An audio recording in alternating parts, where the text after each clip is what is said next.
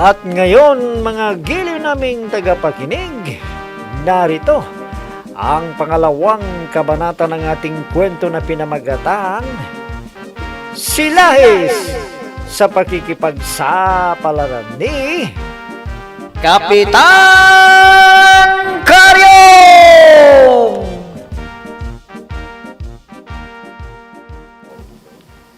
Ano ba namang malas ito? Ang ganda nga ng resort na ito pero nataon naman na brownout. Di bale. Ilang sandali lang siguro ay darating na si Mayor Gustalvo at kasama na niya yung sinabi ng mga kasama namin sa partido na Arman na expert sa AI. Nakakatakot naman dito. Baka natunugan ako ng mga kalaban ko na nagpunta. Laro na ang temprosyo na yun. Baka bigla na lamang nila akong pagbabarilin. Ihahanda ko nga ang baril ko. Nasaan na kaya sila ngayon? May humintong sasakyan. Baka si Mayor na yan. At teka, baka hindi pa siya bumababa. Buti pa, lalapitan ko na lang. Mayor, ikaw na ba yan? Walang sumasagot. Sino kaya to? Hindi ko makita dahil madilim at pinatay na niya ang headlight ng sasakyan niya. Delikado to. Baka ito na yung inupahan niyang papatay sa akin, Sino ka? Huwag! Huwag! Huwag! Ay, magandang gabi sa iyo, Vice Mayor Agaton. Georgia, ikaw ba yan? Ako, hindi George ang pangalan ko, Vice. Ako si Judy Ann Nakalso. Ako yung kausap ninyo sa phone, Mayor Gustalvo. Isa akong AI expert, ano? Diyos ko po. Tinakot mo ako. Akala ko ikaw na yung inutusan nilang papatay sa akin. Huwag mo nang uulitin yun. Magpakilala ka kaagad. Kamuntik na akong atakihin sa puso. Ay, nako, pasensya ka na, Vice Mayor. Hindi ko sinasadyang takutin ka, no? Sige. Okay lang yun. Bakit ka pala nagpunta rito? Paano mo nalaman na nandito ako? Nako, tinawagan ako ni Mayor. At sabi, mauna na raw ako rito dahil malilit siyang pagdating dahil may dumating na bisita. Ganun ba? Sige, halika, tumupo tayo. Magkwentuhan muna hanggat hindi pa dumarating sila, Mayor. Nako, malas naman kung bakit nataon na brownout pa.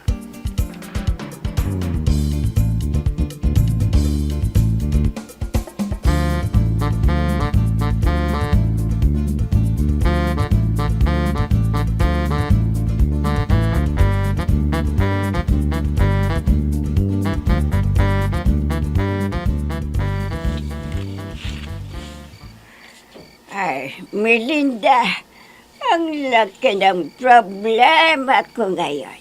Gusto kong dabayan mo ko. Naku, Aling Punyang, lasing ka na.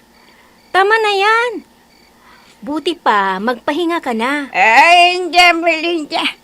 Ayaw ko pang matulog. Gusto ko yung may kakwentuhan ako. Pero Aling Punyang, gabing-gabi na ho. Ano ka ba naman, Melinda? Ikaw pa naman ang itinuring kong bagong matalik kong kaibigan. Tapos, hindi mo ako dadamayan. Samantalang noong nagka-problema ang nanay mo noon kay Pari Danday, hindi ko siya iniwan. Dinamayan ko siya hanggang sa maayos ang problema niya. Kaya Melinda, pag-iusap. Damayan mo rin ako ngayon dahil napakabigat ng problema ko. Ay, mula pagkabata ko, ipinagmamalaki ko ang Kuya Agaton ko. Dahil lalaking lalaki siya. Maraming hubahagang babae sa kanya. Makisig ang pagagatawan. Matapang. Tapos ngayon, Nagbago siya. Isa pala siyang sidahes. At nirip pa raw niya yung anak ni Badong na binatilyaw, si Andrew. Aling Punyang, hindi po totoo yan. Kaibigan ko po si Andrew. Kinausap ko siya at ang sabi niya, hindi raw totoo. Ay, hindi ako naniniwala. Palagay ikaw, binayaran ni Kuya, kaya itinanggi na niya. Pero naniniwala na ako na talagang bading si Kuya. Aling Punyang, Ang puso ko'y nagduwadaga, sumisikip ang dibdib ko. Tagay, Melinda. Tagay!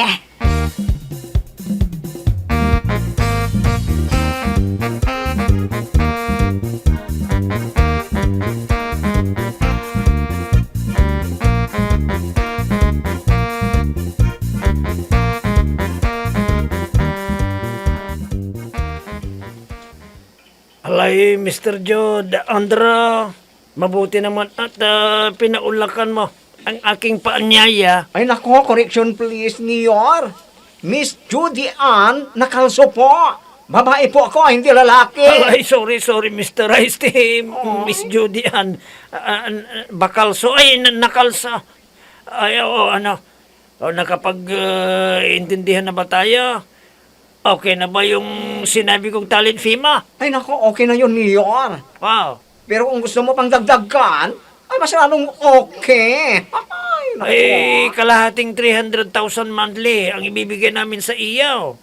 At kapag marami ang nanalo sa aming partido, may bonus ka pa na 2 milyon. Ay sige, ganun na lang ang usapan natin, Mayor. Baka naman gusto mong mabigay ng advance para may panggasolina naman ako. Oo, bibigyan kita ngayon ng 300,000 pesos para panggasolina, ha? Eh, basta siguraduhin mo lang na kaya-kaya mong imaniobrang pambabatikos nila sa aming partido, ha? Oo, Mayor. Ako nang bahala dyan. Sa loob ng 1 linggo, nako, sila na ang masisira sa social media. Pangako yan, Mayor. Oh, sige. Aasahan ko yun, ha, Judy Ann.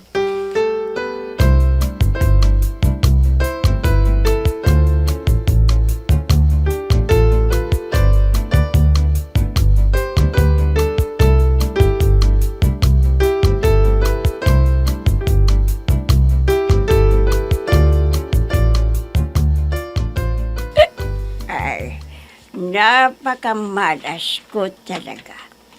Nagkaroon na nga ako ng asawa na napakatulis. Hindi ko siya nasusulaw dahil ang daming nakikikabit. Mula kay Kulasa, si Shirley, gayon si Veronica, tapos nakisawsaw pang bibang na yun. Dako, sobra na talaga ito. Tapos, pinagmamalaki kong kuya na machong barakaw. Nandiyan na yung kapatid ng baklang sundalo. Ang dami na namang chismosa sa harapan ng tindahan ni Ijan. Ito ang pangit na kaugalian ng mga tao dito. Lagi silang nandito sa labas na tumitingin ng mapag-uusapan nito. Kung nagtrabaho na sila sa kanilang bahay, di mas okay pa. Hindi ganitong sinasayang ng nilang oras nila. Ingat kayo sa mga mister ninyo. Baka magawan kayo ng kuya niyang baklang bakula. Mga visit kayo. Ingat kayo. Hindi ko napapansinin ang mga sinasabi nila. Dadaanan ko lang sila na parang wala akong nakikita at naririnig. Bala kayo dyan sa buhay niya. Ayun na siya. Inislam siya tayo. Naku, kandidato pa naman ang kuya niya. Sa halip na ibubuto ko ang kuya niya, ay hindi na. Ay, mga visit kayo. May araw din kayo sa akin. may araw din kayo.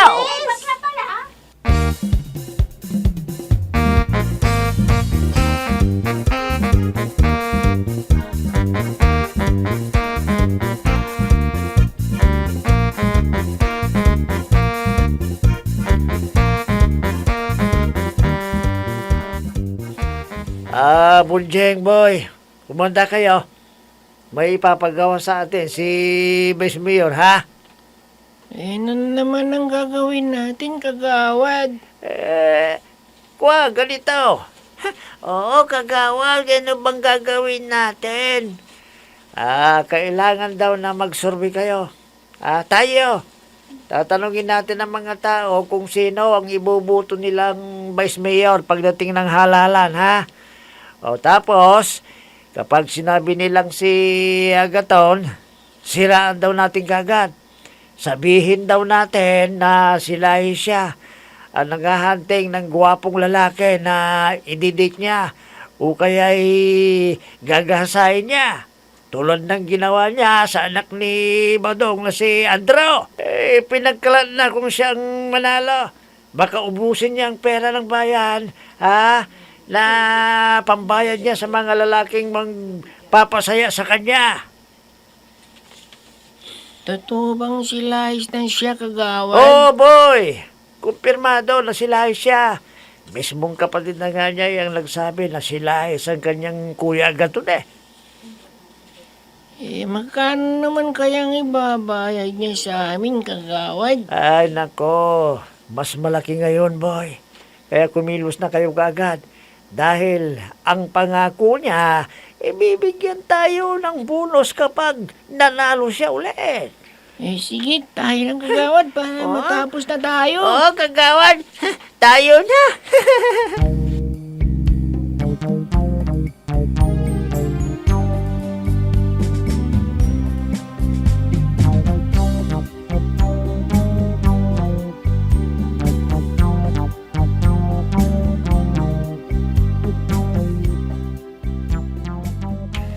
Malaking kahihiyan itong ginawa ni Kuya. Mung akala ko lalaking lalaki siya. Yun pala, si Lahes. Lahat ng pupuntahan ko, kilala nilang nakakatandang kapatid ko si Kuya. Nakakahiya. Kailangan may makausap ako para hindi ako matuluyang babalaw. Nandito na pala ako sa harapan ng bahay nila Belinda. Nasa harapan ng bahay nila si Danday. Ay, Danday! Nandito ba si Melinda? Hindi pa ba siya nagpunta sa tindahan nila Darwina? Nandiyan ba sa loob? Pumasok ka na! Ay, salamat, Danday. Melinda! Nandito ako! Sandali lang po, Aling Punyang. Nagbibihis lang ako. Kailangan makaalis ako dito. Magbabakasyon ako. Hindi ko na kayang tiisin ang mga sinasabi ng mga tao. Ikinahiya ko ang kuya. Ikinahiya ko siya. Kaya magbabakasyon ako sa mga kamag-anak ko doon sa Dagupan. Uwi na lang ako dito kapag tapos na ang eleksyon. Nandyan na si Belinda. Oh, Aling Punyang, bakit ganyan ang itsura nyo? Namumugto ang mga mata ninyo. Ay, tatanong kita, Melinda. Naniniwala ka bang bakla ang kuya ko? Naku, Aling Punyang, hindi po ako naniniwala. Lalaking lalaki po si Vice Mayor Agaton. Kung lalaking lalaki siya, bakit niya pinatulan ang anak ni Badong na si Andrew? Aling Punyang, pinasok ni Vice Mayor Agaton ang politika. Alam nyo, napakarumi ng politika dito sa ating bayang Nangisayan. Hindi tulad sa ibang bayan na malinis. Dito, napakarumi. Kahit hindi totoo, sinasabi nila para masira ang kanilang kalaban. Pero parang naniniwala ako na nakursunadahan ni kuya si Andrew. Gwapo yun at saka... Aling Punyang, huwag naman sana kayong ganyan. Sarili ninyong kapatid inilulubog ninyo. Dapat sana pinagtatanggol niyo siya dahil dapang-dapa na siya sa larangan ng politika. Mahusay pa man si dating Vice Mayor Timprosio na gumawa ng istoryang hindi totoo. Alam mo, Aling Punyang, dito sa atin, mas pinaniniwalaan nila yung kasinungalingan kaysa katotohanan. Yan sana ang tandaan ninyo.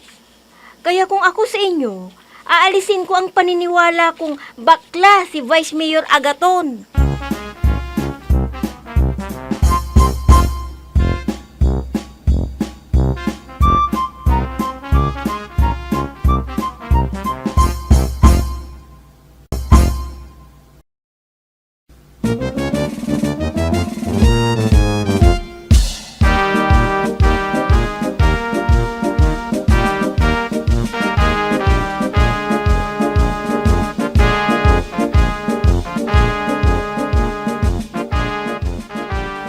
Ay, Vice Mayor, mabuti na lang at nadalaw ka. Alain na ka, may good news ako sa iyaw. Ha? Ano yan, Mayor? Ay, nakinig ako sa programa ni Judy Ann Nacalso kanina. At alam mo, may binanatan niya ang partido ni Temporosio. Naka, ang ganda ng pagkakabanat niya Siguradong tinamaan niyo.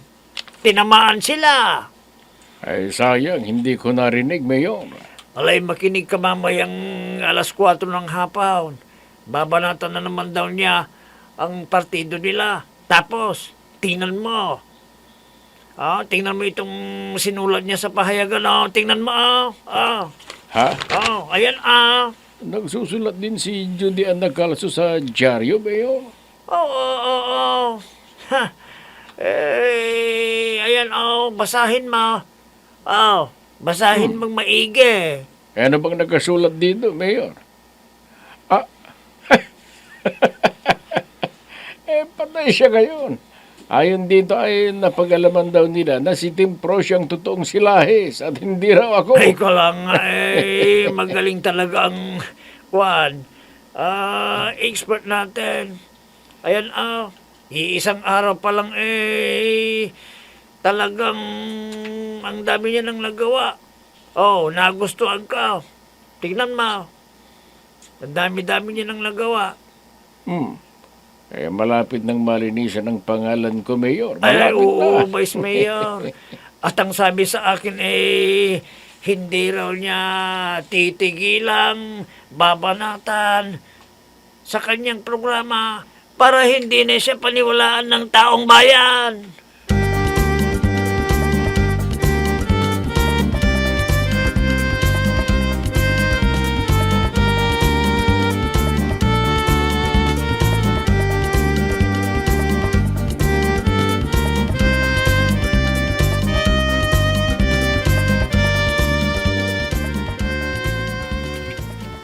Abrik, alam mo na ba ang balita tungkol kay Vice Mayor Agaton? Ay, oo, alam ko na. Naku, parang hindi ako makapaniwala na talaga palang bakla siya. Naku, naniniwala ka rin na bakla siya? Ay, hindi Benito. Fake news yan. Gawa-gawa ng mga walang magawa sa buhay. Anong fake news? Mismong si Aling Punyang na ang nagsabi na bading ang kuya niya. Naku, isa ka ring tanga. Basta-basta ka na lang naniniwala sa kasinungalingan. Bawiin mo yung sinabi mo, Ambreng. Hindi ako tanga. Bawiin mo. Kung hindi, susundugin kita. Sige, bawiin mo. Ay, bakit? Hindi ba totoong tanga ka? Pinaniniwalaan mo ang hindi totoo. Anong tawag dyan? Sinabi na bawiin mo yung sinabi mo Tanga ko. Sinabi mo tanga ko. Bawiin mo. Bawiin mo. Nako, alam mo Benito, maliwanag na maliwanag ang sinabi ni Judy Ann Nacalso sa programa niya na ang mga taong naniniwala sa kasinungalingan ay tanga. Talaga ngayon mong bawiin, ha? Itong sa'yo. Silag ako! Nakailag ako. Ha? Aray ko, aray! Ha? Visit ka, Brek. Bakit ka umilag, aray ko? Nasuntok ko tuloy ang pader. Aray, Ay, yan ang napapala ng taong tanga. Visit ka talaga, Ha? Alam mong pati, susuntukin mo. Nako, tanga. Ha?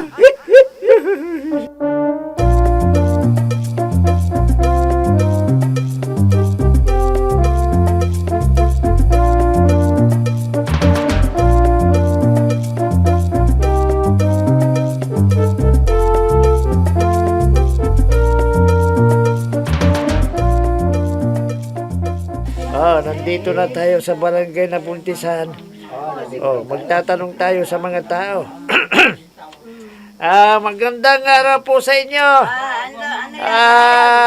Survey lang po ito. Kung kayo ang tatanungin, sino po ba ang ibubuto ninyo na Vice Mayor dito sa ating bayan, ha? Ako, si Agaton na lang, di ba?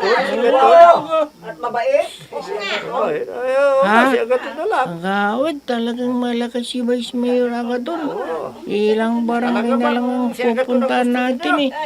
Isa lang nagsabing si dating Vice Mayor Timprosyo ang iboboto nila. Mga kababayan, hindi nyo ba alam na rapist at bading yon? Bakla yun!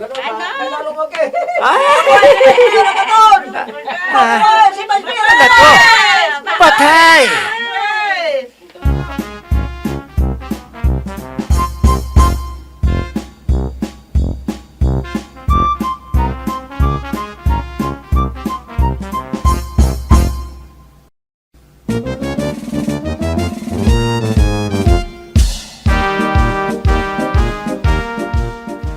Ano kaya ang gagawin nila Kagawad Dasyong ngayong iisa lang ang nagsasabing si dating Vice Mayor Timprosyo ang iboboto? Mga gilo naming tagapakinig, abangan ang susunod na kabanata ng ating kwento na pinamagatang Silahis sa pakikipagsapalaran ni Kapitan Karyong! Mga nagbibigay buhay sa ating dula ay sina Mayra Abrihal Narnola, Susan Malikdam, Robert D. Guzman, Ami Diaz, Oscar Ora, Jun Cabato, Technical Supervision at sa musika ni Oscar Ora, nilapatan ng tunog ni Robert D. Guzman, mula sa panulat at direksyon ni Oscar Ora, Kapitan Karyong! Inihahandog sa inyo ng F3 Recording Studio para sa pambansang radyo ng Pilipinas, Bombo Radio Philippines!